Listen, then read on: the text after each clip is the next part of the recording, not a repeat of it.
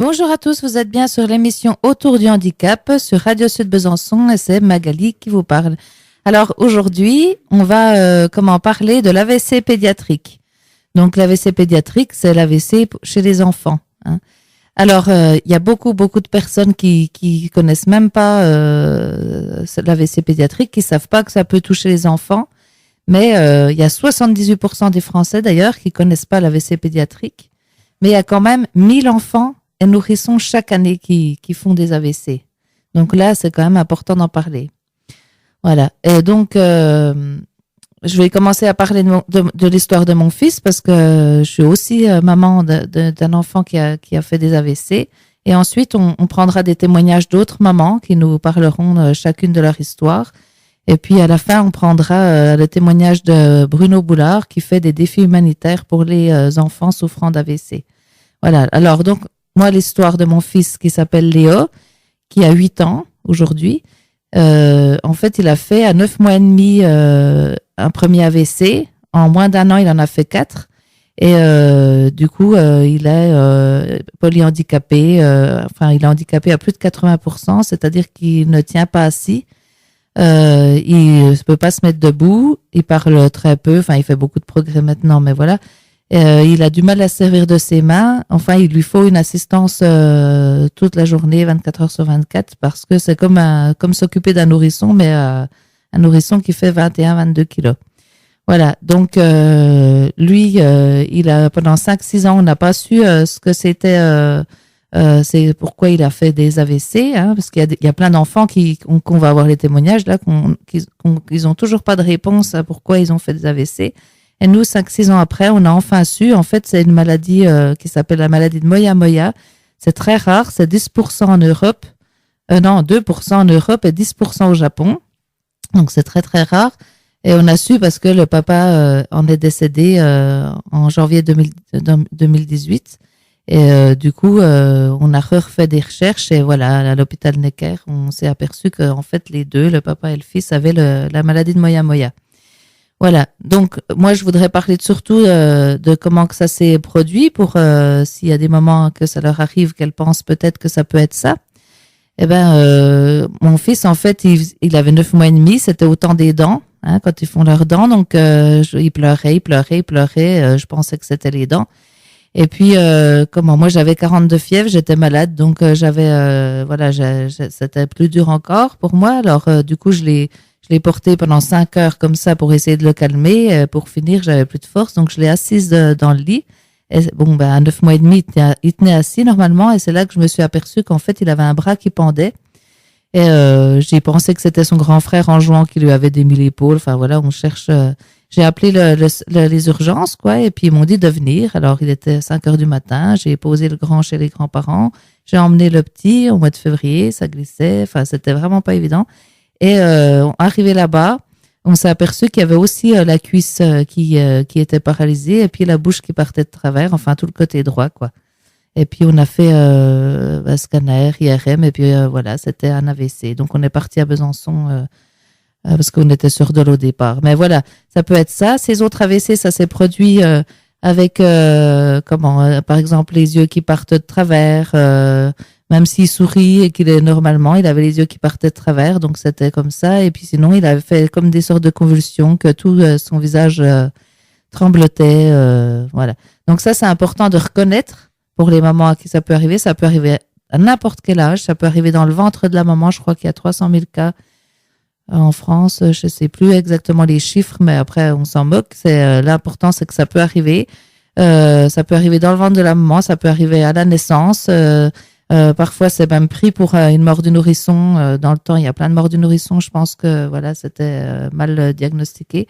Et ça peut arriver à 9 mois, à 6 ans, à 7 ans, à n'importe quel âge. Voilà. Donc ça, c'est important que tout le monde en prenne conscience et le sache. Donc aujourd'hui, mon fils, il a fait beaucoup de progrès parce qu'il avait perdu déglutition, succion. Il a failli avoir une gastrostomie. Aujourd'hui, il mange de tout. Il dit quelques mots, il tient sa tête alors qu'il tenait pas du tout sa tête, il bouge tous ses membres même s'il tient pas assis et puis qu'il se sert pas bien de ses mains alors qu'il bougeait pas du tout ses membres. Il y a quand même des progressions, mais voilà, il restera handicapé toute sa vie. Si on avait pu dès le premier AVC bien voir ce qu'il avait. On aurait pu empêcher le deuxième de faire. On aurait pu empêcher que le papa soit décédé. Donc, c'est très important de reconnaître et puis de faire attention à tout ça. Il aurait eu encore le papa qui serait là et puis lui, il serait peut-être pas handicapé. Enfin, voilà, c'est un peu dur tout ça, mais c'est très important de prendre conscience et puis de pas prendre ça à la légère. Moi, j'ai même des médecins généralistes qui connaissaient pas l'AVC pédiatrique et je trouve qu'en 2020, c'est vraiment, dingue. Donc, on va mettre une petite musique et ensuite, on va prendre le premier témoignage d'une maman aussi d'enfant qui a eu un AVC. Bah ouais, c'est sûr, c'est la merde. C'est pas trop ça qui était prévu. Nos ambitions sont en berne et notre avenir en garde à vue. Et si c'est vrai que l'intelligence et la capacité d'adaptation, il va falloir la jouer rusée face à certaines situations. Avec une enclume sur le dos, les pieds liés et le vent de face, c'est déjà plus dur d'aimer la vie, de faire des sourires dans la glace. On a perdu la première manche, mais le même joueur rejoue. Le destin nous a giflé, on veut pas tendre l'autre joue. Alors va falloir inventer avec du courage plein les poches, trouver autre chose à raconter pour pas louper un deuxième coche. Il y avait sûrement plusieurs options et finalement on a opté pour accepter cette position, trouver un espoir adapté. Alors on va relever les yeux quand nos regrets prendront la fuite. On se fixera des objectifs à mobilité réduite. Là-bas au bout des couloirs, il y aura de la lumière à capter. On va tenter d'aller la voir avec un espoir adapté.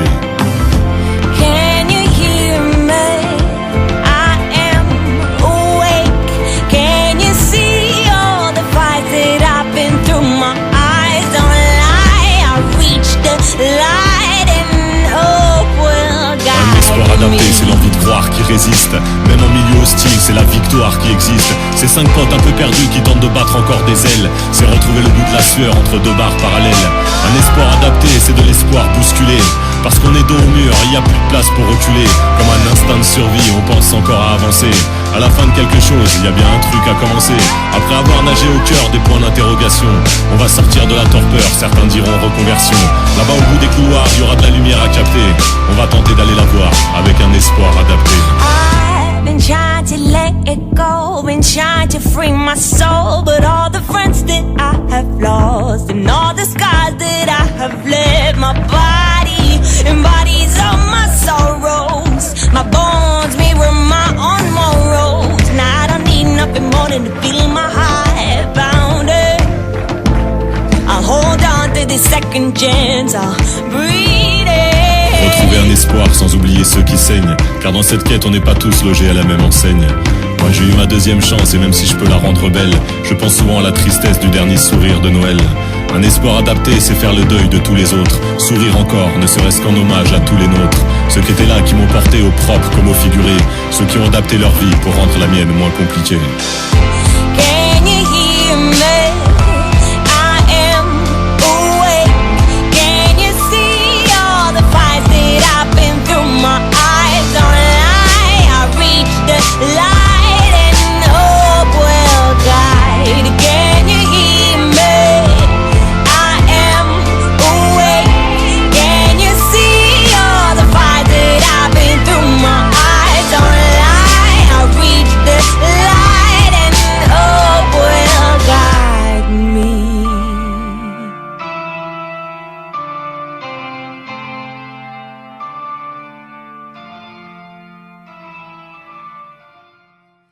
Nous voilà à nouveau sur Radio Sud Besançon sur l'émission Autour du handicap et aujourd'hui on parle d'AVC pédiatrique. Donc on va recevoir un premier témoignage d'une maman d'une enfant qui a fait un AVC. Donc je crois qu'elle est déjà en ligne. Laurence ? Oui, bonjour Magali. Oui, bonjour. Ça va ? Ça va et vous? Oui, ça va. Vous allez nous raconter votre histoire parce que je sais plus si vous avez un petit garçon, une petite fille. J'ai pas. Alors, c'est une petite fille qui s'appelle Ainoa, qui a maintenant 9 ans. Et donc, qui a fait un AVC in utero, dont on a eu le diagnostic confirmé qu'à ses 11 mois, puisque personne ne s'était aperçu de rien, à part moi, au bout de 6 mois, quand je voyais qu'elle ne bougeait pas comme les autres enfants. Voilà, donc un parcours de parents avec un enfant qui a fait un AVC in utero, un peu comme tous les autres, où le diagnostic n'est pas confirmé de suite et où c'est un petit peu compliqué, voilà. Voilà, parce qu'en fait, il faut en plus que vous prouviez qu'il y a quelque chose qui va pas, quoi. Tout à fait. Ouais. Alors, quand ils sont bébés, ils disent, oh, c'est normal, ils prennent du temps, ça va aller et tout. Et puis, vous vous sentez bien. D'accord. Exactement. Et puis, elle a quel âge aujourd'hui? Alors, elle a aujourd'hui 9 ans. D'accord. Alors, après, 9 ans après, comment c'est? Alors, 9 ans après, ben, il y a toutes les prises en charge diverses et variées, Oui. donc de la kiné, de l'orthophonie, l'ergothérapeute, l'orthoptiste, la psychomote. Tout ce que j'ai Voilà, aussi. mais autrement, elle est à l'école en CE2 avec un détachement en Ulysse pour les maths. D'accord. Puisque voilà, c'est sa faiblesse. Mais autrement, elle sait lire, elle sait écrire, elle est intégrée dans une école. Voilà. Alors, quelle séquelle elle a quand même? Alors, les séquelles, elle a une hémiparésie du côté droit. Donc, elle a marché qu'à 4 ans. Mais elle se débrouille pas trop mal pour marcher. Par contre, elle ne se servira jamais de sa main droite. Elle n'arrive pas à faire la pince. Elle est très touchée. Et dans son bras droit, elle a aussi beaucoup moins de facilité, beaucoup moins de force. Et ensuite, la chose qui a été le plus touchée aussi, ça a été la parole. Donc, elle a parlé très tard et donc là, elle a 2 séances d'orthophonie par semaine parce que l'articulation est très compliquée vu qu'elle a toute la partie de la langue droite qui est paralysée. Enfin, voilà. Oui, après, il y a toujours d'espoir quand même que ça s'améliore. Tout à fait. Surtout si elle est bien suivie. Voilà, on poursuit les prises en charge. Autrement, c'est une petite fille qui est très très bien intégrée. Voilà, à l'école, elle va au centre de loisirs, elle a été en crèche. Voilà, on a mis des choses en place. Ça n'a pas toujours été facile, notamment pour les AESH à l'école, mais voilà. Oui. Mais, un combat de toutes les rentrées pour tous les parents qui se reconnaîtront dans mon parcours. Oui, moi j'ai encore eu de la chance par rapport à beaucoup de mamans, mais moi j'ai eu une AESH super. En plus, comme on avait le pod, vous savez, les pictogrammes, j'ai pu la garder les 3 ans qu'il a été. Et puis, j'ai pas eu trop de mal à en avoir une, mais c'est vrai que c'est un combat. Il y a beaucoup de mamans qui... Moi, j'ai eu de la chance ces premières années en maternelle jusqu'à son CP. Elle a été suivie par une même ESH sur le plus grand nombre d'heures. Et puis, l'année dernière, elle a été malade. Et du coup, au lieu d'avoir une AESH, elle en a eu 4. Voilà. Avec le découpage, enfin bon bref, c'était... Et puis ce qui est dur, c'est que les AESH n'ont pas le droit de parler aux parents, hein. C'est ça. Normalement, hein. Puis, voilà, moi, j'ai de la chance quand même par rapport notamment aux enseignants aussi qui sont très compréhensifs là-dessus et qui laissent quand même pas mal de dialogue entre la ESH et nous pour le meilleur pour notre enfant sur l'école. Bah oui, parce que je trouve que c'est quand même important. C'est des enfants qui sont un peu plus faibles. Il faut, enfin voilà, moi je pense que c'est mieux de communiquer, mais enfin. Donc moi j'ai eu aussi des maîtresses super et puis une AESH super, mais je vois des témoignages, c'est horrible quoi. Il y en a ce qui vivent par rapport à ça. Oui, moi aussi j'ai plein de personnes que je vois sur le groupe d'AVC de l'enfant sur Facebook. Enfin voilà, qui galèrent. Et puis je connais d'autres parents d'enfants en situation de handicap, pas forcément touchés par l'AVC pédiatrique, mais qui sont sur l'école puisqu'il y a une Ulysse qui est sur l'école et c'est vrai que c'est une galère de chaque rentrée, de chaque jour pour arriver à faire en sorte que nos enfants soient accueillis au mieux en inclusion dans les écoles. Oui, ça va être encore un combat pendant quelques années, je pense. Je pense aussi. Mais sinon, qu'est-ce qu'elle en pense, votre fille, de tout ce qui lui est arrivé? Alors, elle le vit bien. Pour elle est en situation de handicap, mais c'est une chose normale. Oui, parce que vous avez fait en sorte qu'elle prenne comme ça. Parce qu'avec son papa, c'est vrai que depuis qu'elle est petite, et donc elle a commencé à la crèche, on a toujours parlé, du coup, depuis qu'on a eu le diagnostic, dès qu'on a eu ces difficultés et le fait que ce soit un AVC, on en a toujours beaucoup parlé avec les enfants qui étaient avec elle, avec leurs parents, avec les professionnels qui la recevaient. Et c'est vrai qu'on va dire entre guillemets, banaliser ce handicap pour que des choses se passent au mieux, pour qu'elle sache que oui, elle est différente, mais comme chaque enfant qui est unique et que elle c'est un handicap, mais les autres ils ont d'autres différences et que c'est quelque chose qui se vit au jour le jour et elle le vit bien, sauf quand elle n'arrive pas à faire certaines choses. Oui, elle est un petit peu en colère. Voilà. D'accord. Et puis ses frères et sœurs, elle a des frères et sœurs, non? Ah non, elle est fille unique. D'accord. Voilà, puisque je l'ai eu assez tardivement et du coup, après, avec toutes les prises en charge, oui. Voilà, On a fait un choix de se consacrer. D'accord.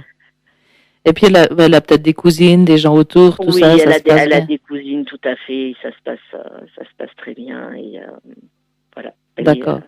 Et puis quel problème vous avez eu aussi par rapport à ces AVC, par exemple des médecins qui vous écoutaient pas quand vous disiez que vous aviez quelque chose, vous avez dit là, mais il y a beaucoup de médecins qui savent même pas que ça existe. Voilà, tout à fait. Des médecins qui ne savaient pas que ça existait, et puis après, des médecins qui vous répondent pas forcément. Oui, c'est un AVC, mais c'est la faute à pas de chance, ma pauvre dame. Oui. Donc on a fait des tests génétiques, mais finalement il n'y a rien derrière. Enfin, nous on a cette chance-là, c'est que c'est pas lié à une maladie. Voilà, c'est vraiment la faute à pas de chance. Donc pas plus d'explications que ça. Et puis après, le parcours du combattant par rapport à sa prise en charge, puisque on fait partie d'un secteur qui est en Nord-Gironde où il y a 9 ans, il y avait quasiment pas de professionnels en libéraux, que le CESAD le plus proche ou le CAMS sont sur Bordeaux. Voilà, donc du coup, des prises en charge à prendre à notre compte en attendant que le dossier MDPH soit fait. Voilà, donc tout ce qui est la psychomotricienne, l'ergothérapeute, enfin voilà. C'est pas donné, hein.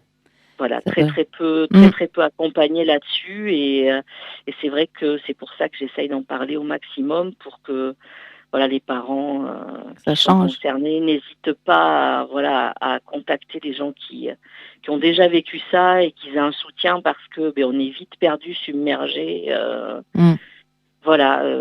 chercher à droite, à gauche. Parce qu'aujourd'hui, votre fille, elle est prise en charge par le CESAD ou elle a eu une place? Vous êtes tout en libéral? J'ai continué en libéral en faisant les dossiers MDPH puisque c'était plus facile par rapport à notre situation géographique. D'avoir cette prise en charge-là. Elle est suivie au CAMS après à Bordeaux, à Pellegrin. On y va régulièrement pour faire des bilans avec la médecin de rééducation fonctionnelle. Voilà, et puis elle a des injections de toxines botuliques tous les 6 mois pour la spasticité. Voilà, pour faciliter les choses. Voilà, pour la spasticité. D'accord. Ouais. Vous avez à peu près le même parcours de beaucoup de mamans en fait. Oui. Mais donc nous on se comprend, mais les gens qui nous écoutent puis qui connaissent pas du tout ça, c'est vrai que c'est un petit peu ils comprennent pas un petit peu l'ergothérapie, ce que c'est. Enfin voilà. Donc c'est pour ça que j'essaye d'en parler au maximum et dès qu'il y a des possibilités de faire connaître tout ce parcours, toutes ces choses qui accompagnent nos enfants au jour le jour, j'essaye d'en parler au maximum et là ma prochaine étape, je voudrais essayer de monter une association sur le secteur avec l'aide d'autres parents pour accompagner justement les nouveaux parents dans ce parcours qui est compliqué et puis aussi que les gens nous comprennent, qu'ils voient que on court toute la journée, on n'est pas trop disponible pour certaines choses et c'est parce qu'on est là pour notre enfant et que on fait secrétaire de notre enfant, taxi de notre enfant. Oui, on fait tout. Et puis, je pense qu'il va y en avoir de plus en plus. On ne sait pas vraiment d'où ça vient, ces AVC, mais on dirait que ça se multiplie. C'est vrai que j'en entends parler de plus en plus. Déjà, ne serait-ce que moi, sur le secteur de la Haute-Gironde, là, on est 3 par an. Voilà. J'ai découvert ça récemment, à avoir des enfants qui ont eu des AVC. Ah oui. Voilà. Alors, donc, c'est comme je disais, peut-être que les morts du nourrisson avant, c'était en fait des AVC qui n'ont pas été... mais je pense qu'il y en a plus qu'avant quand même. Il doit y avoir quelque chose. Les connaissances sur le cerveau sont tellement... On en est au balbutiement, donc effectivement, on se dit que plus ça va avancer, peut-être qu'on aura des réponses de plus en plus. D'accord. Voilà, et des choses qu'on saura d'ici quelques années, mais c'est vrai que... En attendant, ben voilà. En attendant, on fait avec ce qu'on a. C'est pas toujours évident. Non. Je vais parler du défi à la fin avec Bruno. Je pense que vous y serez aussi. Oui, Oui, donc de toute façon, je referai une émission spéciale pour le défi humanitaire et puis on verra, on essaiera d'avoir peut-être un peu plus de temps, je sais pas, on va voir. Voilà, bah écoutez, je vais être obligée de vous dire au revoir parce qu'on a pas d'autres de témoignages souci. qui vont J'ai été arriver. contente de pouvoir parler avec vous et de parler de notre vie et que les gens qui vivent ça ne se sentent pas trop seuls. On est très nombreux et voilà. Et puis surtout faire connaître à d'autres moments à qui ça peut après arriver, on n'espère pas, mais ma foi, si ça arrive, Oui. elles auront entendu ça et puis peut-être ça. qu'elles gagneront du temps, quoi. Oui, ce serait bien. Voilà, ok, parce que le temps c'est important avec les AVC, hein. Tout à fait. Ok, bah écoutez, merci beaucoup et puis Merci à vous. bonne continuation. Merci. Au revoir. Au revoir.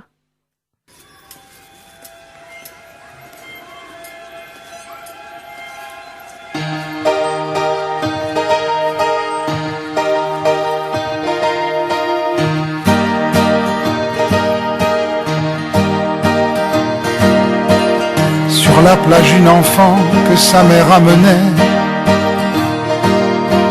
avait d'abord surpris par un joli visage,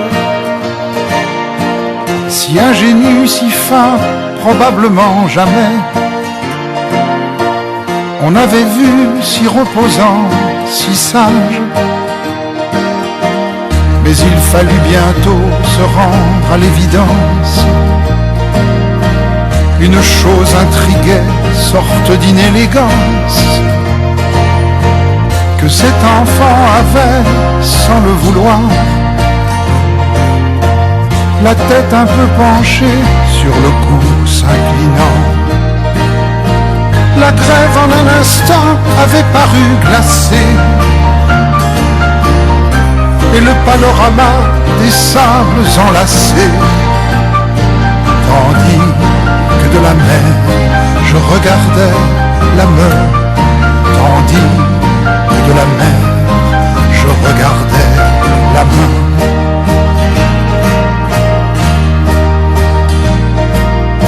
Que faisait-elle penchée ou bien la recoiffant, cette frêle fillette peut-être de 10 ans? On lui mit un maillot, cela fut difficile. Chaque geste coûtait, chaque avancée fragile. Puis la mère et la fille allèrent près de l'écume, la première entendant mouiller sans trop de peine les pieds de la seconde un peu et une à une. Elle lui baigna les jambes. Dès que je la vis loin, partie dans une vague, debout sur le rivage, je m'armais de courage. Qu'elle sort la frappe, quel est son nom, qu'a-t-elle? Qu'elle sort la frappe, quel est son nom, qu'a-t-elle?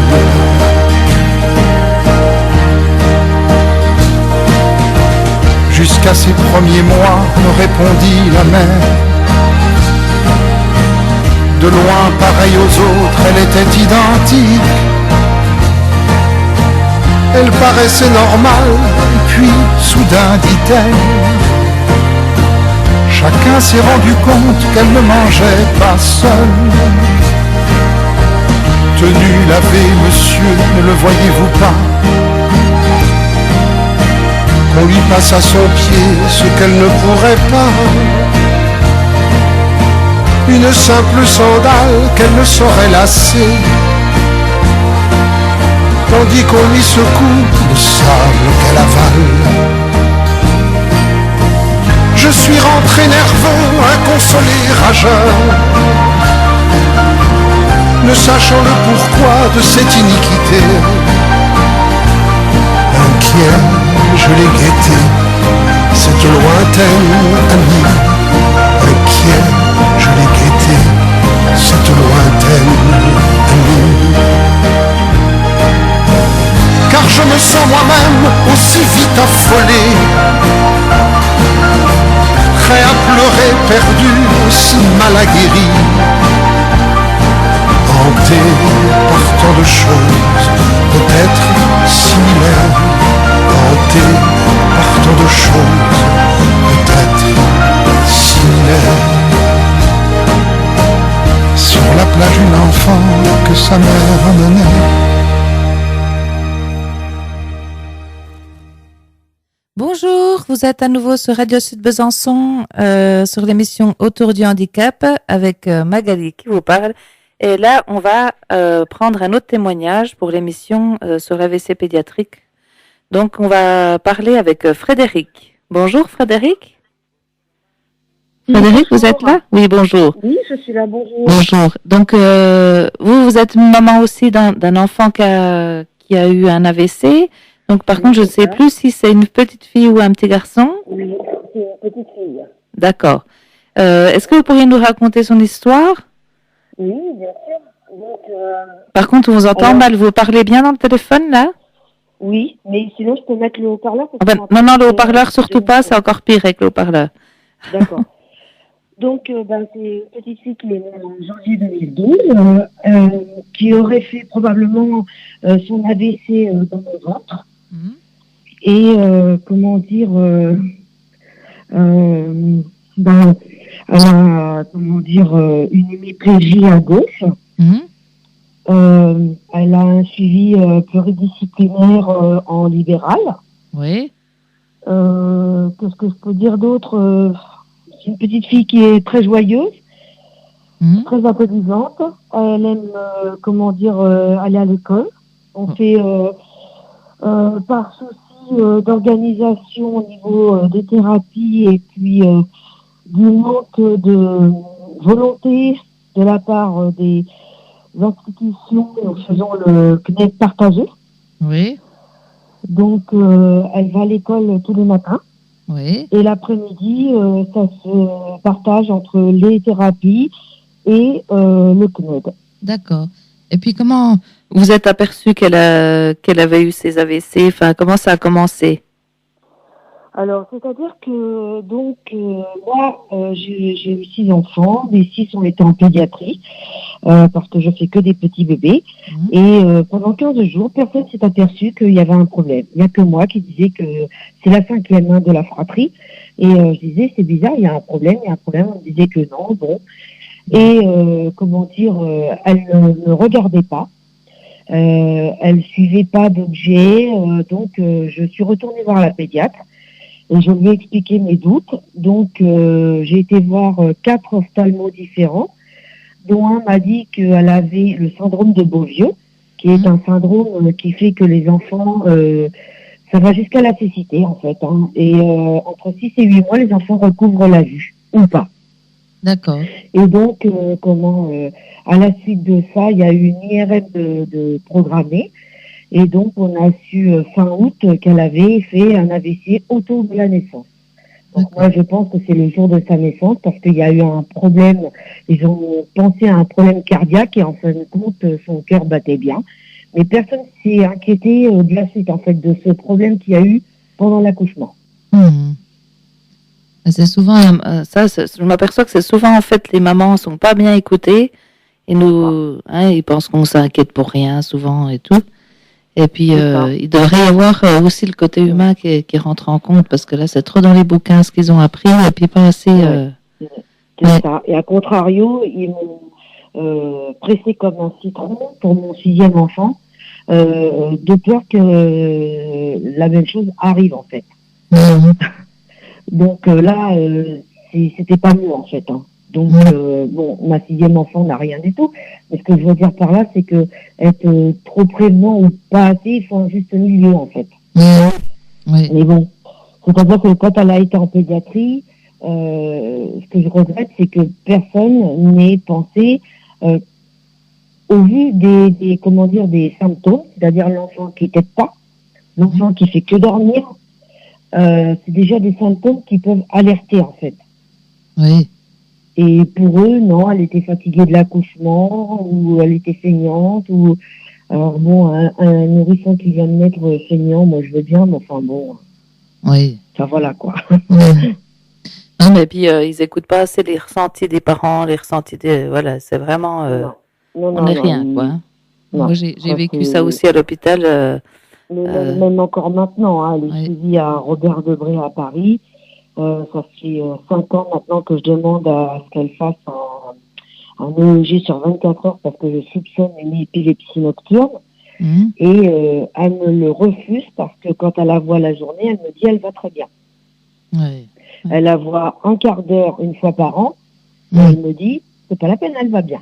Ben, c'est ça le problème, c'est qu'en fait, les médecins, ils se basent sur comme ils le voient. Alors, si ils sont bien quand il y a le rendez-vous, alors que les autres fois, ils sont souffrants, ils ont mal quelque part, eux, ils retiennent que quand ils l'ont vu. Et puis l'inverse, s'ils voient qu'il est ronchon, voilà, la fois où il l'a vu, alors que les autres fois, ça va, ils vont dire il est dans l'inconfort, il faut faire ci, il faut faire ça, alors qu'ils l'ont vu, voilà, rien de temps. Mm.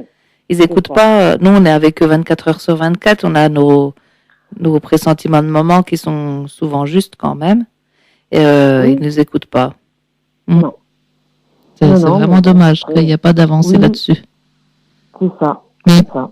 Et puis, donc là, vous avez un suivi. Elle est suivie comment? Au CESAD, au CAMS ou en libéral Non, que en libéral. Mhm. Parce que en 2012, quand elle est née, on a eu un rendez-vous au CAMS. Le CAMS ne pouvait pas me prendre avant 8 mois, voire 2 ans. Mhm. Donc, moi, j'ai dit que c'était pas possible, en fait, d'attendre autant de temps.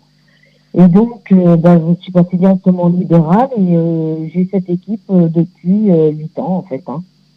D'accord. Donc, on garde les mêmes et moi, j'ai refusé le CESAD. D'accord. Ok. Pour des raisons aussi, déjà pour pas perturber ma fille, et aussi pour des raisons, le CESAD, c'est froid. C'est comme le CAMS, en fait. C'est froid, il n'y a pas de... dans 90% des cas, il y a pas d'unanimité. Et je le sais parce que j'ai 2 autres enfants qui ont été aussi au CAMS. Et il y a pas d'humain, en fait. C'est froid, vous attendez dans une pièce... de temps en temps, on vous fait venir, mais vous savez même pas pourquoi. Donc, vous n'avez pas de réel rendu compte de chaque séance. Ou, enfin, voilà. Donc, moi, j'aime autant avec le libéral, où au moins, à chaque séance, je sais ce qui s'est passé, ce qu'il y a à corriger ou pas. D'accord. Et puis, vous avez plus de liberté peut-être dans les décisions à prendre, des choses comme ça.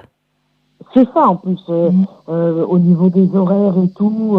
Bon, certes, les thérapeutes ont aussi d'autres enfants à s'occuper, mais ce que je veux dire, c'est que on n'est pas tenu aux horaires fixes, en fait. Mhm. Si le thérapeute peut pas venir tel jour, bon, on s'arrange, il va venir un autre jour. Mhm. Que dans ces structures-là, si vous loupez des fois ne serait-ce que 5 minutes, déjà, vous allez vous faire gronder. Mhm. Et ensuite, ou alors on va carrément vous dire, écoutez, là la séance est trop tard, elle est dépassée, donc maintenant vous reviendrez la semaine prochaine, ou c'est Oui. déjà eu le cas avec d'autres médecins, et que là, si le thérapeute ne peut pas, ou si Beryl ne peut pas, il y a toujours moyen de s'arranger en fait. Oui. Voilà. Mais après, ça dépend, je pense, de chaque CESAD, de chaque CAMS. Ça dépend. Enfin, moi, j'ai connu un CAMS super. Le CESAD, j'ai eu quelques quiproquos avec eux. Maintenant, ça se passe bien. Mais je sais qu'il y a des mamans qui ont détesté leur CAMS, alors que moi, j'ai adoré, quoi. Ça dépend de chaque région, voilà, aussi, Oui, je pense. oui. Ah, mais moi, j'ai même pas eu le temps de savoir si le CAMS d'Évreux était bien ou pas, en fait. Hein. Mhm. Puisqu'il y avait plus de 8 mois d'attente. Moi, j'ai pas pu... je me voyais pas attendre 8 mois. Quand Oui. on sait que... Oui, c'est au tout début. dès lors qu'on sait qu'un enfant a fait un AVC, même pour un adulte, en fait, hein, le plus vite, c'est la rééducation au plus tôt. Oui. Pour avoir un espoir de récupération minimale sur sur les membres atteints, quoi. Oui. Puis après, le CESAD, Donc, c'est plus du soin à domicile, c'est pas trop de la rééducation. Donc, ils sont plus dans mettre l'enfant dans le confort que de le faire travailler, quoi. Mais bon, après, il suffit de bien communiquer, et puis même si ça prend du temps, des années, après, on arrive, je pense, à... Moi, là, ça va, j'ai mis quelques années, mais on arrive à s'entendre maintenant. Ouais. Je pense que c'est ça qui est important, c'est de communiquer, quoi. Et puis de tenir tête quand on veut quelque chose vraiment pour notre enfant, de tenir tête, quoi. Oui, tout à fait. Après, on aura beau tenir tête, je vous dis, là, ça fait 5 ans que je réclame le G, je l'aurai jamais. Hein. Là, Oui.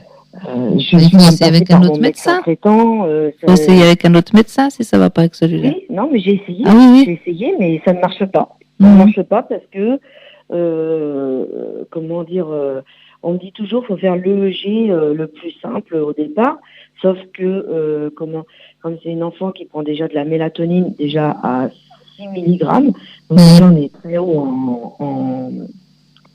en dosage.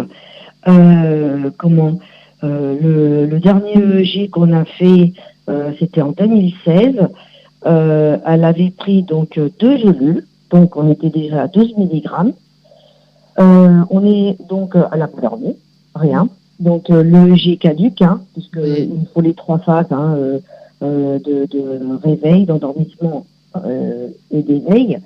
Et donc là, il n'y a rien eu. Et dans la voiture, le temps de rentrer chez nous, il y a à peu près 1h15, elle n'a pas dormi. Et le soir, j'ai hésité à lui redonner sa gélule. Je lui ai redonné une gélule et elle ne s'est toujours pas endormie correctement. Donc, Oui, c'est compliqué. Hein, malgré qu'elle avait eu dans la journée 18 mg, quoi. Oui. Mais écoutez, je vais devoir vous laisser parce que le temps passe. Oui. C'est terrible, on est obligé de toujours couper. Bien sûr. Mais je vous remercie de votre témoignage. Et puis, je vous souhaite une bonne continuation pour vous et puis votre fille. Et puis, voilà. Et puis, peut-être qu'on aura la chance de pouvoir se rencontrer pour le défi, là, grâce au défi de Bruno. Voilà, ok. On se recontacte plus tard hors antenne. Hein. Merci beaucoup. Merci. Au revoir. On va remettre une chanson et puis on prend quelqu'un d'autre après.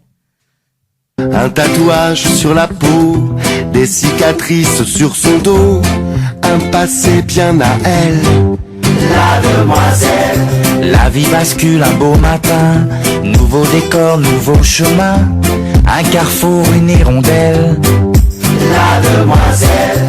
Parfois la vie fait des miracles, elle a surmonté les obstacles, aujourd'hui elle tire les ficelles, la demoiselle. Plus jamais seule, elle danse en fauteuil. La belle roule sur la vie sans elle. Quel intérêt d'avoir le pied si on ne sait pas où aller. Le cœur en feu, elle est sincère. Elle raconte sa vie sans frontières. On la kidnappe des yeux, la demoiselle. Elle voudrait faire le tour du monde, vivre ses humeurs vagabondes. Elle pense aux Indiens, aux Cheyennes, la demoiselle. Plus jamais seule, elle danse en fauteuil. La belle roule sur la vie sans elle. Quel intérêt d'avoir le pied si on ne sait pas où aller. Une étincelle dans les yeux, partager un fauteuil pour deux. Tu la pousses, elle t'entraîne, la demoiselle. Elle aime chanter du John Lennon dans un yaourt que l'on fredonne. Hey, chante avec elle, la demoiselle. Aïe, aïe, aïe, aïe, aïe.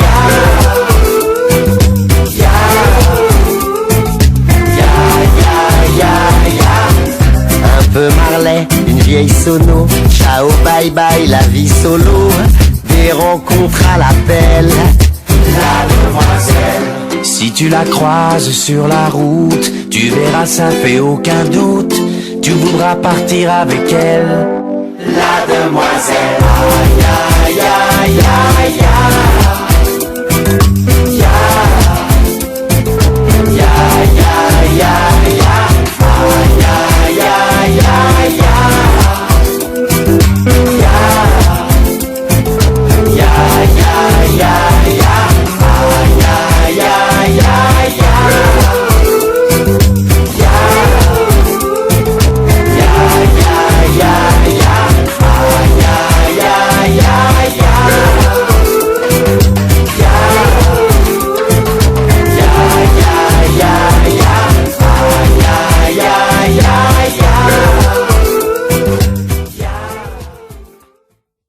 nouveau sur l'émission Autour du handicap sur Radio Sud Besançon et on va prendre un autre témoignage pour l'émission sur l'AVC pédiatrique et on va parler avec Marjorie. Marjorie, vous êtes là? Bonjour. Bonjour, merci. Je suis ravie de pouvoir parler aujourd'hui de l'AVC pédiatrique parce que c'est un sujet qui est très peu connu, y compris malheureusement surtout dans le milieu médical, je trouve. Oui. Donc, c'est ce qu'on disait avant, oui. C'est ça, voilà, j'ai écouté l'autre maman parler, la maman de Beryl, et effectivement, on passe toutes par les mêmes étapes, on découvre ça et on a l'impression qu'on le fait découvrir aux médecins qu'on rencontre au fur et à mesure, donc c'est assez difficile comme parcours. Oui. Après, c'est surtout les médecins généralistes qui connaissent pas, je pense à l'hôpital. Oui, les médecins généralistes et les pédiatres, oui. Les pédiatres également. Alors, donc, expliquez-moi votre histoire. Vous avez un enfant donc qui a fait un AVC. Alors... Oui. Alors, moi, j'ai 3 filles, mais c'est ma deuxième, Léonie, qui a 7 ans, qui a fait un AVC. En fait, on ne s'en est pas rendu compte au moment de la naissance. Tout semblait bien pour les pédiatres et les médecins. Néanmoins, quand elle a eu 4 mois et demi, elle présentait des petits symptômes qui me paraissaient bizarres et étranges au niveau des gestes, notamment. Par exemple, à cet âge-là, en fait, les bébés commencent à attraper leurs pieds et puis à attraper des petits objets. Et puis Léonie, en fait, utilisait uniquement sa main droite et prenait sa main gauche avec sa main droite, comme si sa main gauche était un objet. Et c'était vraiment particulier et ça m'a interrogée. Finalement, c'est en allant sur Internet que j'ai commencé à taper mon enfant n'utilise pas son bras gauche et je suis tombée sur des groupes de parents sur Facebook. Je suis tombée également sur des pages, notamment sur les mini-parésies et je me suis demandé si c'était peut-être ça qu'avait eu ma fille. Finalement, nous avons fait un rendez-vous chez un pédiatre auprès de qui j'ai dû insister parce que quand je lui disais que ma fille n'utilisait pas sa main gauche, son bras gauche, elle trouvait qu'elle le bougeait quand même et elle se disait que c'était peut-être pas grave, que c'était simplement un développement un peu tardif. Sauf que j'ai insisté et j'ai pu obtenir un rendez-vous pour avoir un rendez-vous avec un neurologue, un neuropédiatre à Lyon. Et ce neuropédiatre nous a demandé donc quels étaient les symptômes. Et je lui ai dit, écoutez, elle n'utilise pas son bras gauche, sa main gauche. Évidemment, la jambe, on ne pouvait pas encore voir parce qu'un petit bébé de 5 mois bouge les jambes mais ne les utilise pas pour marcher. Donc, c'était difficile. Néanmoins, je sentais une petite raideur au niveau du pied gauche également. Et finalement, en discutant, cette neuropédiatre nous a dit il faut passer une IRM. Il est possible effectivement qu'elle ait fait un AVC in utero, c'est-à-dire soit les dernières semaines de grossesse, soit au moment de l'accouchement. Voilà, donc nous avons fait passer une IRM à Léonie à l'âge de 8 mois et effectivement, Léonie a donc fait un AVC ischémique, c'est-à-dire que une des 3 artères principales du cerveau a été totalement bouchée par manque d'oxygène et ça a donné comme séquelle une hémiplégie gauche, c'est-à-dire que tout le côté gauche de ma fille est touché puisqu'aujourd'hui à 7 ans, on s'est bien rendu compte des difficultés au niveau de l'évolution. Donc elle a sa main gauche, son bras gauche qui bougent, mais qui ne sont pas commandés par le cerveau, donc elle n'a pas la possibilité d'utiliser sa main pour prendre un objet. Elle bouge son épaule et son bras, mais elle ne prendra pas d'objet de manière naturelle comme ça, c'est impossible pour elle. Par contre, elle marche, elle a marché à l'âge de 2 ans et demi, mais bien entendu, il y a des difficultés, c'est plus lent. Le membre inférieur, donc jambes et pieds, était très très raide avec ce dont vous parliez tout à l'heure, la spasticité. C'est vrai que on découvre au fur et à mesure du parcours que ces enfants qui ont eu une lésion cérébrale, quelle que soit la zone du cerveau qui est touchée, mais présentent la plupart du temps tous une spasticité, une raideur des membres parce que le cerveau ne communique pas correctement avec les muscles et donc effectivement ça donne une démarche difficile pour certains, plus raide pour d'autres, le pied parfois qui va se mettre en pointe ou qui va rentrer à l'intérieur et et tout ça c'est ce qu'on découvre en tout cas au long du parcours. En ce qui me concerne, j'ai rapidement vu ça. C'est vrai qu'à 4 mois et demi, c'est assez tôt pour le voir. Je sais qu'il y a des parents qui mettent beaucoup plus de temps à le voir et puis parce que justement les pédiatres ont tendance à dire que c'est un développement plus lent et qu'il faut encore attendre et encore attendre.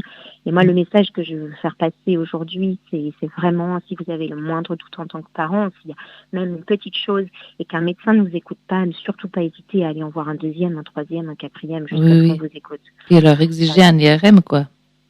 Et voilà, et de réaliser un IRM. Nous, moi je suis en Ardèche, on nous avait donc donné rendez-vous pour l'IRM à Lyon, 12 mois après le rendez-vous neuropédiatre. C'était pour moi c'était c'est de la perte de temps, quoi. Ah ouais.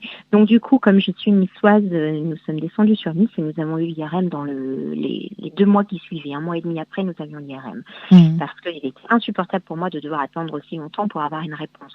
Bien entendu, c'est pas parce qu'on aura la réponse rapidement qu'on fera avancer les choses. Oui, mais on sait. Voilà, ce que disait la maman de Beryl, c'est qu'avant toute chose, dès qu'on a un doute, dès qu'il y a quelque chose qui fonctionne pas chez notre enfant, il faut se battre en priorité pour avoir une rééducation, une prise en charge au moins avec un kiné. Même chez les tout petits qui ont 2 mois, 3 mois, 4 mois, faut pas attendre en se disant on verra après. C'est pas vrai. Il y a la plasticité cérébrale. Hein.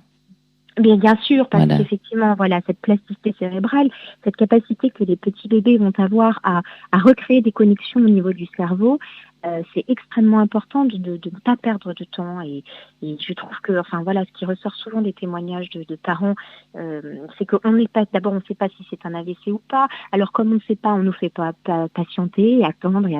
Et toutes ces semaines-là sont des semaines perdues et c'est rageant parce que quand on découvre après, on se dit mais bon sang, pourquoi je n'ai pas su faire avant. Et vraiment, enfin moi je dis aux parents battez-vous. Moi ça fait 7 ans que je me bats avec tout type de médecins, que ce soit des MPR, des neurochirurgiens. Enfin le parcours est assez compliqué, mais voilà. On apprend à montrer les dents avec une situation pareille. Exactement. Même si on est tout gentil au départ, on finit par devenir finalement on se laisse pas faire, quoi. Voilà, il faut pas se laisser faire. Il faut pas, parce que sinon il donne le minimum, sinon. Exactement, il donne le minimum. Et puis alors moi Léonie donc a continué son développement. Elle n'a pas fait de 4 pattes. Elle a commencé à marcher à 2 ans et demi. Ce qui paraissait tard, bien sûr. Moi, j'avais déjà une grande fille, qui avait 5 ans, donc je sais que voilà, elle avait marché comme tous les enfants entre 12 et 14 mois. La majorité, c'est à peu près ça. Et ça a été long. C'est vrai qu'elle se traînait beaucoup assise. Finalement, c'était sa jambe droite, sa jambe saine qui le faisait avancer, puis elle avait toujours la jambe gauche qui traînait derrière. Donc ça donnait une drôle de démarche, mais c'est comme ça qu'elle explorait à son rythme. Et puis ensuite, ce qui est difficile aussi, c'est qu'on se dit ça y est, l'enfant marche. Mais finalement, comme je disais tout à l'heure, la lésion cérébrale, elle est présente. Elle a eu lieu à un instant T, qu'on n'arrivera pas à définir précisément, mais en tout cas, elle a eu lieu à un instant T. Et ce qui se passe, c'est que en grandissant, cette lésion cérébrale est toujours présente. Et comme le cerveau communique mal avec les membres, que ce soit inférieurs ou supérieurs, et que malgré tout, l'enfant continue de grandir. Donc les os grandissent, les muscles sont censés grandir et suivre la croissance des os. Et là, on s'aperçoit en grandissant que même si l'enfant marche, il y a des déformations qui commencent à se créer. Et ça leur fait mal. C'est ça que je voudrais que les gens qui connaissent pas du tout, c'est important qu'ils sachent que c'est la spasticité, que ça leur fait mal. On leur donne quand même du baclofène, ce qu'on donne aux personnes alcooliques, quoi. Tout à fait. Alors c'est vrai que pour cette fameuse spasticité, qui est un sujet que j'ai beaucoup creusé, parce que c'est vrai que dans le parcours habituel, qu'est-ce qui va se passer? On va vous dire oui, alors votre enfant marche, mais effectivement, il a le pied qui se positionne mal, mais c'est normal, il a de la spasticité, c'est de la raideur. Donc on va mettre des attelles. Et alors on se retrouve tous parents à peu près plus ou moins confrontés à ces fameuses attelles pour maintenir le pied la nuit ou pour maintenir le pied dans la chaussure. Pour Léonie, en tout cas, c'était compliqué parce que la nuit, sa spasticité, sa raideur était tellement forte que de toute façon, elle se remettait en pointe malgré l'attelle qui tenait son pied. Puis après, ils ont des rougeurs. Elle avait des rougeurs et puis elle pleurait, elle se réveillait la nuit plusieurs fois. Donc c'était compliqué. Et puis à l'âge de 4 ans, j'ai commencé à me dire non mais là, on ne peut pas continuer comme ça. Donc on nous a proposé les fameuses injections de toxines botuliques. Et là, on nous dit que grâce à ces injections dans le muscle va pouvoir s'assouplir et que pendant le temps de l'effet de la toxine qui dure entre 2 et 6 mois selon les enfants, l'enfant va pouvoir travailler cette jambe ou travailler ce bras Alors bon, moi chez Léonie, on l'a fait à 3 reprises. Honnêtement, ça a duré peut-être 1 mois et demi, 2 mois Oui, maximum. c'est pareil pour nous, ouais. Oui, très court. Et pendant ce temps-là, je n'ai pas vu d'effet autre que de voir effectivement un peu plus de souplesse. Mais ça n'a pas permis à Léonie de travailler mieux. En plus, ça les perturbe parce que ça leur fait prendre un autre chemin pour pouvoir faire leurs gestes. D'un seul coup, ils se retrouvent alors avec un bras tout souple, mais hop, elle sait plus quoi en faire alors qu'elle arrivait un peu à tenir au moins une poussette pour son poupon, par exemple. Et la jambe, effectivement, on se retrouve d'un seul coup à ne plus poser le pied de la même manière et paf, le genou qui part du coup dans un autre sens. Et le schéma est modifié, mais c'est tellement court qu'on n'a pas le temps de travailler de manière efficace. À ce moment-là. Et puis quand, sur la toxine botulique, il y a quand même beaucoup d'études. Il y a des parents qui sont amenés à en faire tous les 6 mois jusqu'à la fin de la croissance. Or, il est quand même expliqué dans certaines publications que ça reste quand même un produit toxique qui à long terme peut abîmer le muscle. Et puis c'est un peu traumatisant, hein, c'est une énorme aiguille, quoi. L'enfant est un peu traumatisé. Bien sûr. Alors certains enfants le font sous anesthésie générale. Oui. Nous, on ne l'a jamais fait sous anesthésie générale. On le faisait avec un gaz qui endort un petit peu, enfin qui voilà. Mais malgré tout, bien sûr, c'est impressionnant. Et puis ça demande à tous les parents systématiquement de retourner à l'hôpital et de faire ça sur une journée complète. Oui. Alors, je ne sais pas si vous connaissez, mais nous, pour le mien, il nous parle de mettre un bocal comme une cuve, quoi, en fait, dans le ventre, avec du baclofène qui se diffuse. Bon, pour lui, c'est dans les jambes. La pompe à baclofène, comme on appelle ça. D'accord. C'est quand même dur d'imaginer qu'on va mettre une cuve. Donc, une opération pour mettre la cuve, et puis ensuite, il faut tous les 2-3 mois, je crois, la remplir. Oui. Donc, ça dure quand même. C'est très difficile d'envisager ça. Alors, nous, on ne l'a pas envisagé. On est allé au-delà. C'est-à-dire que nous avons fait le choix de faire opérer Léonie par un neurochirurgien qui pratique une opération qui s'appelle la SDR en anglais, Selective Dorsal Rhizotomy, et qui en France s'appelle plutôt la rhizotomie ou radicotomie dorsale postérieure. Vous êtes allé en Espagne, donc? Vous êtes allé en Espagne, mais faire la myothénophasie, alors c'est encore autre chose, non? Non, je vous demande si vous êtes allé en Espagne. Non, pas du tout. Alors non, nous sommes allés en Allemagne. D'accord. Nous avons fait le choix de faire opérer notre enfant par le professeur Haberl, le neurochirurgien en Allemagne. C'est grâce au groupe Facebook où beaucoup de parents sur le site, sur la page AVC de l'enfant communiquent et nous échangeons en fait les bonnes solutions quand on en trouve une pour nos enfants, que de fil en aiguille, je suis arrivée à prendre rendez-vous avec ce professeur Haberl en Allemagne, à Bonn, pour une première consultation. Oui.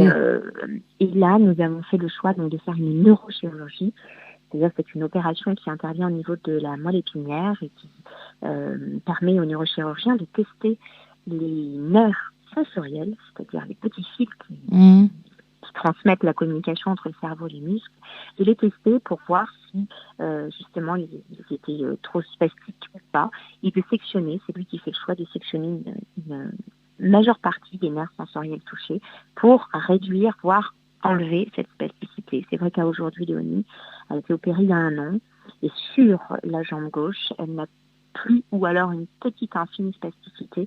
Donc à aujourd'hui, on peut travailler correctement, on peut mettre une rééducation en place. Oui.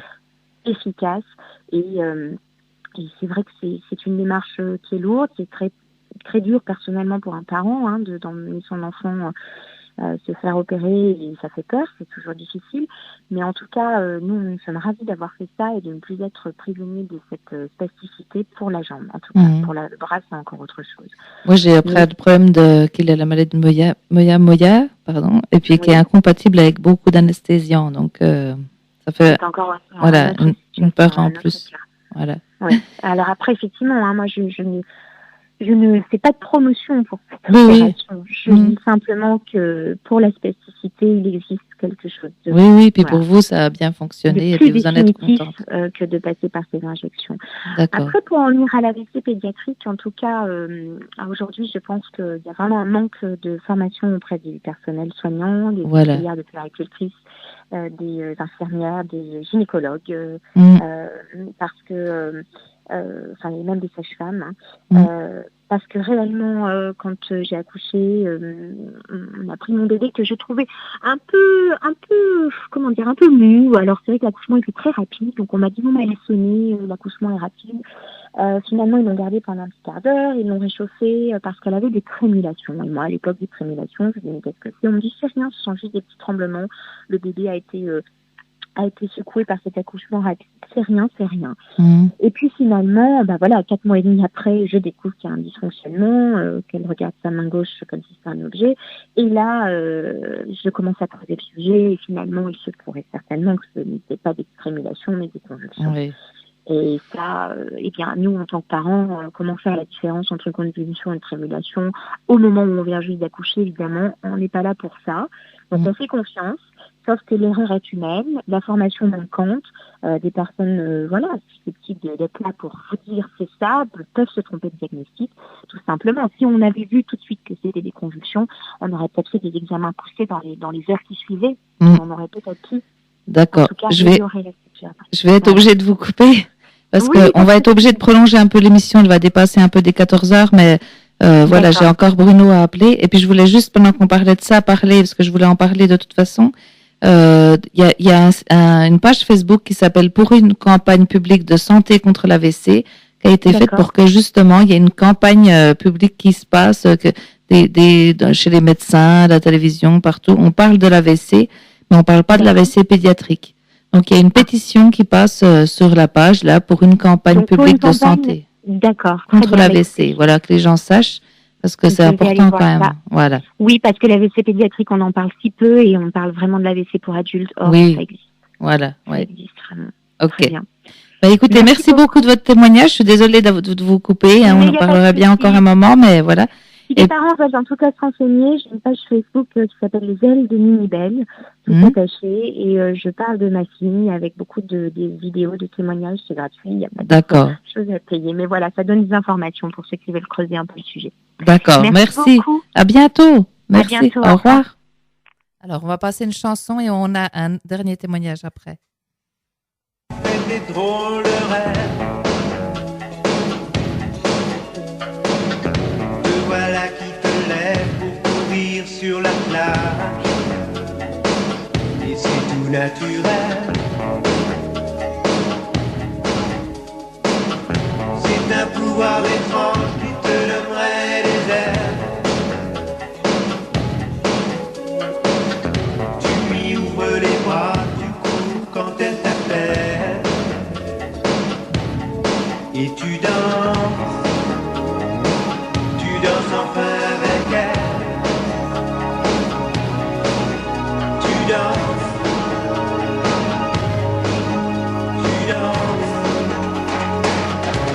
ça ne tient pas debout. Ce regard qu'ont les gens sur toi, tu t'y habitues, ça ne tient pas debout. Cette force qui habite en toi, l'a toujours eu. Ça ne tient pas debout. Le malheur, ça n'existe pas. Tu l'as toujours su. David, on s'en fout. On est tout petit devant toi. David, tu as vu. Le monde ne marche pas non plus.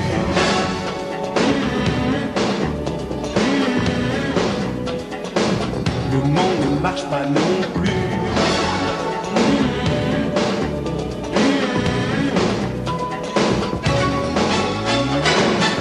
Pendant qu'on crie si fort pour cacher nos faiblesses, on oublie nos trésors, on ménage nos caresses, comme si on boudait nos...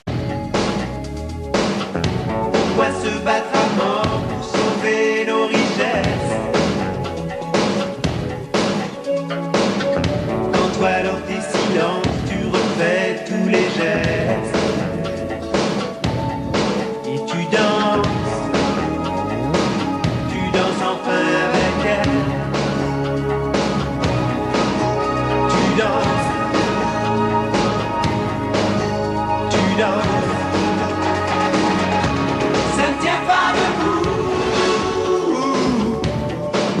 Ce regard qu'ont les gens sur toi, tu t'y habitues, ça ne tient pas debout. Cette force qui habite en toi, tu l'as toujours eue. Ça ne tient pas debout. Le malheur, ça n'existe pas. Tu l'as toujours su. Ta vie, on s'en fout. On est tout petit devant toi. Ta vie, tu as vu.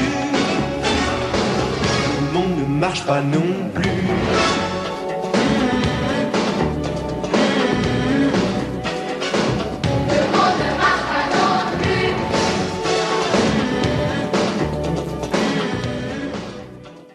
Nous voilà à nouveau à l'émission Autour du handicap sur Radio Sud Besançon et on parle de l'AVC pédiatrique. On a eu pas mal de témoignages, que je suis désolée, on est t'es obligé d'écourter. Mais et puis là, on va avoir le témoignage de Bruno, donc Bruno Boulard. Alors bonjour Bruno. Bonjour. Ça va? Oui, ça peut aller. Oui.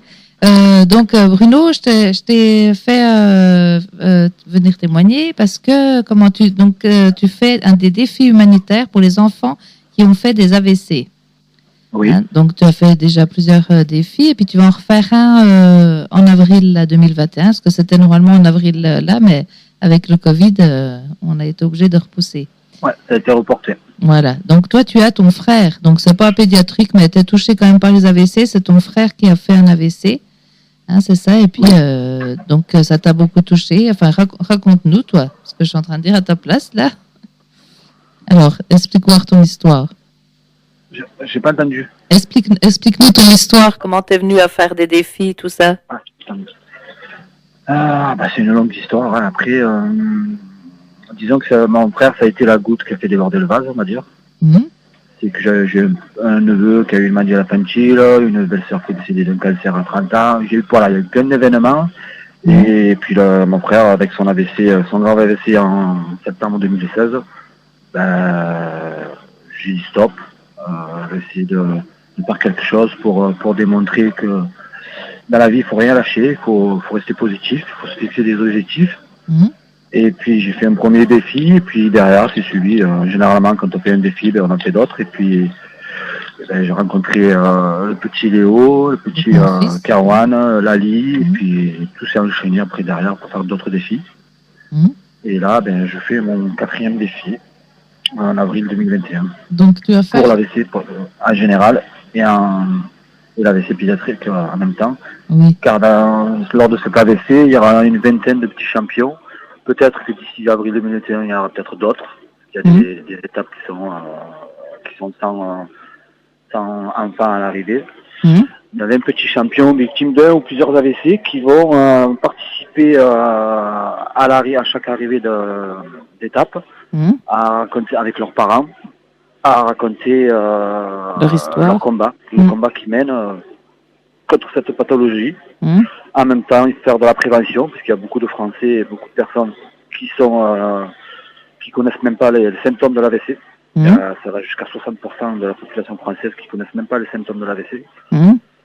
Et puis c'est une pathologie qui est assez grave, donc avec de fortes séquelles. C'est la première cause d'handicap en France. On pense que c'est des accidents de la route, mais non, c'est des AVC.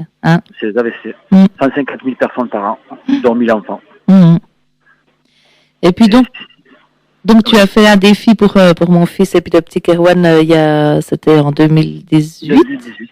Et donc là, tu vas faire encore en vélo. La dernière fois, c'était depuis Séville en Espagne jusqu'à Beaucaire, en fait. Et puis tu t'arrêtais donc à plusieurs étapes. Et puis chez Kerwan, puis chez mon fils, enfin chez nous. Et puis là, donc, tu vas partir de où, là? En vélo toujours? Oui. Alors, c'est 5000 km en 30 jours à travers la France. Et je pars de chez moi à Beaucaire, à côté de Nîmes, dans le Gard. Et puis je vais quasiment contourner vers la périphérie du territoire. Quasiment, je descends jusqu'à... Je vais pas citer toutes les villes, étapes. Je descends quasiment jusqu'à Bayonne, Biarritz. Et puis je remonte jusqu'en Bretagne, à côté de Quimper. J'aurai une étape en Belgique parce que j'aurai rencontré 4 enfants en Belgique. Oui, c'est ce que j'allais Et puis, dire. Il y a voilà, des étapes et puis- où il y a plusieurs enfants. Hein. Voilà. Et puis je redescends à travers la France. Et puis en dernière étape, il y aura le Mont Ventoux. Mhm. Et une arrivée au bistrot des Canis à Fontvieille qui mènera à organiser une arrivée pour essayer d'attirer un maximum de personnes. Puis toutes les familles qui vont participer aussi au défi, qui vont essayer d'attirer un maximum de personnes dans les villes étapes Mhm.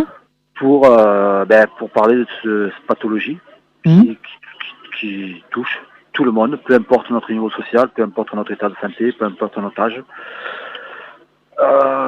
Ça touche tout le monde et puis malheureusement ça touche surtout le cerveau et puis quand le cerveau est endommagé, il y a de fortes séquelles. Oui, oui. Voilà. Alors, moi, j'appelle à... Il y a l'AVC et l'après-AVC qui reste aussi dur pour Oui. les personnes touchées L'entourage. et les aidants. Mm. Voilà. Alors, moi, j'appelle justement à tous les médias, là, depuis maintenant jusqu'en avril 2021, s'il y en a qui veulent nous aider, hein, que ce soit les radios, les télévisions, les journaux, parce que ça touche tout le monde. Hein. On a beaucoup de publicité, de choses pour le cancer du sein, on peut tous l'avoir, enfin, surtout les femmes, mais je veux dire, on peut tous être touchés, quoi, mais par contre, les AVC, pour moi, l'AVC plus pédiatrique, mais les AVC en général, je trouve que c'est important que tout le monde s'y mette, parce qu'on est tous concernés, hein, comme tu le dis souvent. Disons qu'après, je ne vais pas faire de comparaison avec un cancer ou une autre maladie ou un accident de la route ou autre chose, mais l'AVC, ça touche le cerveau. Et quand je dis, peu importe notre niveau social, peu importe notre état de santé ou autre, c'est que on a beau avoir de l'argent, on a beau avoir une bonne santé ou autre chose, le cerveau il est touché, quoi. On peut rien y faire. Il n'y a que notre force mentale. Après, je veux pas mettre à la place de tous les accidents, tous les accidentés, mais il n'y a que notre force morale, l'amour autour de nous, notre mental, notre envie de s'en sortir qui va faire qu'on peut plus ou moins atténuer ces séquelles. Alors donc, on refera une émission, hein, si tu es d'accord de reparticiper, je pense que oui. T'es venu, hein, en mars, parce que ça commence quelle date? Donc là, est-ce que tu as les dates précises? Oui, ça y est, je l'ai publié justement sur ma page Facebook aujourd'hui. Ah ben, j'ai pas vu, mais... Ouais. Ça démarre le 3 avril et c'est terminé le 2 mai. D'accord. Donc en mars, hein, on regardera, il me semble que j'avais prévu, je sais plus si je te l'ai dit, en mars, il me semble que c'est le 22 mars. On refera, si c'est possible, comme ça approche, c'est tout près de ton départ. Et puis on fera une émission spéciale de défi ce jour-là pour parler de tout ça. Les personnes qui écoutent, s'ils veulent suivre le défi, s'ils veulent avoir plus d'informations, c'est la page Facebook Un défi avec moi. Voilà, un défi avec moi, et puis vous aurez tout à chaque fois qu'il met quelque chose, et puis comme tu avais fait en 2018, chaque étape, tu mettais un petit peu sur ta page pour qu'on puisse suivre. Ce que j'ai pu vivre dans la journée, parce qu'il y a 2 défis dans un. Alors la priorité, c'est de parler des AVC. Quand on demande aux radios, aux journalistes, même aux personnes, toute personne, de nous aider, on ne demande pas de l'argent. On demande justement de diffuser un maximum les infos qu'on peut essayer de donner lors de ce défi pour alerter le maximum de personnes, parce qu'il n'y a pas de campagne publicitaire. Comme il y a pu y avoir pour, je vais pas rentrer dans mais c'est ce que je dis aussi. Oui. Comme il y a pu y avoir récemment pour un virus. Oui, c'est clair. Alors que l'AVC fait bien plus de morts que le virus. C'est ça. Ils ont réussi à faire une campagne publicitaire assez rapidement, donc s'il pourrait y en avoir pour les AVC, ça serait bien.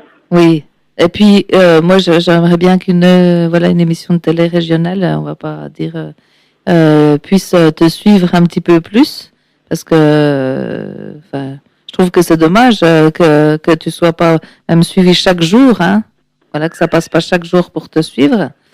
Il faut que les gens ils se disent qu'il faut pas attendre qu'on soit directement concerné pour bouger les choses. Faut le faire avant. Oui. Mieux prévenir que guérir. Donc il faut en parler un maximum avant et et puis alerter tout le monde, quoi. Et puis pour que les mamans, si jamais il y a, je reviens à l'AVC pédiatrique, parce que je suis un peu plus touchée par ça. Oui. Mais par exemple, moi, quand mon fils a fait son AVC, je l'ai laissé quand même pleurer 5 heures en pensant que c'était les dents. Bon, ben c'est après que j'ai vu que son bras pendait, mais je veux dire, c'est un AVC ischémique. C'est les AVC hémorragiques, il faut vraiment encore moins perdre de temps, mais je veux dire, il y a peut-être des moments qui, si elles connaissent, si elles ont entendu ces témoignages et tout, qui peuvent gagner du temps et puis avoir un peu moins de séquelles sur leur enfant. Si tout de suite elles se sont dit, bah peut-être que c'est ça, on va vite faire quelque chose, quoi. Il faut que tout le monde entende que ça existe et puis que ça peut leur arriver. Oui, surtout que même dans le milieu hospitalier, le milieu de la profession de la santé, il y a même des infirmiers qui sont pas au courant, des infirmières qui sont même pas au courant que ça puisse toucher des enfants. Oui. D'où les diagnostics assez tardifs et puis la perte de temps sur les progrès, quoi. Subissent tous les enfants. Alors là, moi, je voulais aussi, j'ai parlé juste avant toi, je sais pas si tu as entendu, mais j'ai parlé pour une campagne publique de santé contre l'AVC. Donc c'est la page Facebook qui s'appelle comme ça, c'est pour une campagne publique de santé contre l'AVC. Et c'est avec Jess qui s'en occupe. On n'aura pas le temps d'appeler aujourd'hui, mais qu'on aura pour l'émission sur le défi. Parce que là, j'ai déjà dépassé presque un quart d'heure en émission, mais bon, voilà. Donc, je voudrais bien que c'est une pétition, je voudrais bien que les gens puissent aller voir sur Facebook. Là, il y a tellement de choses des fois qu'on va voir qui sont un peu ridicules. Ça, c'est important. Et puis qu'on fasse quelque chose pour que ça change et puis que les AVC pédiatriques soient connus par tout le monde. Voilà. C'est ça. Ok. Écoute, Bruno, je te remercie. Et puis, de toute façon, on se verra, on aura contact entre-temps. Mais je veux dire, sinon, on refera cette émission là le 22 mars. Et puis, on espère que le Covid va pas nous embêter une nouvelle fois parce que... Non, je pense pas. Ouais, ça va aller mieux. Voilà. Ok. Écoute, merci Bruno. Et puis, à bientôt. Bonne journée. À bientôt. Merci. De même. Au revoir. Au revoir. Alors, on va passer une musique finale et puis je voulais juste remercier tous les témoignages, remercier Radio Sud Besançon de m'avoir laissé un peu plus de temps, d'avoir dépassé, mais c'est important. Voilà, à bientôt et puis bonne journée à tous. Au revoir. Mon handicap, c'est pas mes jambes, même si je boite, même si elles tremblent. Et ça n'est pas mon corps trop lourd qui bouge pas quand d'autres courent. Mon handicap, c'est pas mes yeux qui ne voient pas ton beau ciel bleu. C'est pas les murs de mon silence, c'est pas mes journées d'espérance. Mon handicap, c'est ton cerveau. Mon handicap, ce sont tes mots comme différence, comme anormal. Mon handicap, c'est ton cerveau. Mon handicap, ce sont tes mots, c'est ce que tu penses et qui me fait mal. Mon handicap, c'est pas de ma faute, pas mon fauteuil, ma chaise haute. C'est pas ma tête quand elle délire, c'est pas ce que je peux pas dire. Mon handicap, c'est pas mes doigts qui n'écrivent plus, qui touchent pas. C'est pas ma faim ni mon salaire, et pas non plus de quoi j'ai l'air. Mon handicap, c'est ton cerveau. Mon handicap, ce sont tes mots comme différence, comme anormal. Mon handicap, c'est ton cerveau. Mon handicap, ce sont tes mots, c'est ce que tu penses et qui me fait mal. Mon handicap, c'est pas l'envie d'avoir un jour voulu ta vie. Et ça n'est surtout pas mon monde qui ne sera jamais ton monde. Mon handicap, c'est ton cerveau. Mon handicap, ce sont tes mots comme différence, comme anormal. Mon handicap, c'est ton cerveau. Mon handicap, Ce sont tes mots, c'est ce que tu penses et qui fait mal, mal, mal, mal, mal, mal, mal. Mon handicap, c'est ton cerveau. Mon handicap, ce sont tes mots, c'est ce que tu penses et qui me fait mal, qui me fait mal.